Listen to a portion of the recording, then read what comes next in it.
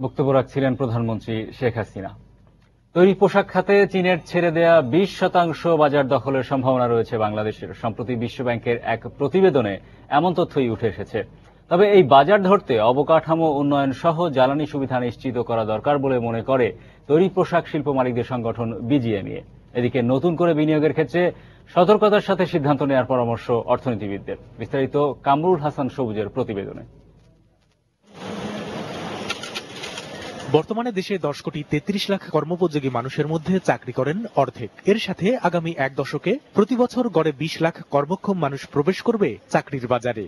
সম্প্রতি এমন তথ্য তুলে ধরে কর্মসংস্থানকে বাংলাদেশের প্রধান চ্যালেঞ্জ হিসেবে চিহ্নিত করা হয়েছে towards new sources of competitiveness in Bangladesh শীর্ষক বিশ্বব্যাংকের প্রতিবেদনে। কর্মসংস্থানের এই চ্যালেঞ্জ মোকাবেলায় ওই প্রতিবেদনে আরো বলা হয়, চীনের বর্তমান পোশাক রপ্তানি বাজারের 1/5 দখলের সুযোগ রয়েছে বাংলাদেশের, যা পেলে নতুন করে কর্মসংস্থান হবে প্রায় 2 কোটি লোকের। এনার্জি যদি আমরা ওইভাবে দিতে পারি এবং ইকোনমিক জোনগুলো যত তাড়াতাড়ি অ্যাক্টিভেট করা যাবে, যত তাড়াতাড়ি এখানে ইন্ডাস্ট্রি করার মতো উপযোগী করা যাবে, তত তাড়াতাড়ি আমরা এই ব্যবসাগুলো ওইখানে শিফট করতে পারবো এবং এই ব্যবসাটা আমরা নিতে পারবো।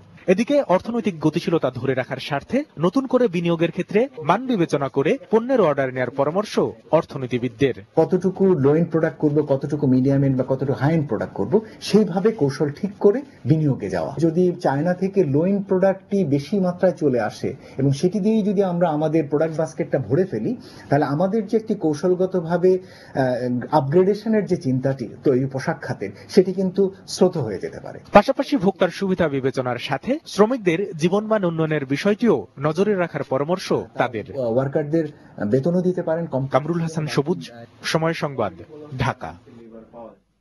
এদিকে আসন্ন টিকফা বৈঠকের পর বাংলাদেশের ওপর থেকে জিএসপি স্থগিতাদেশ যুক্তরাষ্ট্র তুলে নিতে পারে বলে আশা প্রকাশ করেছেন বাণিজ্যমন্ত্রী তোফায়েল আহমেদ।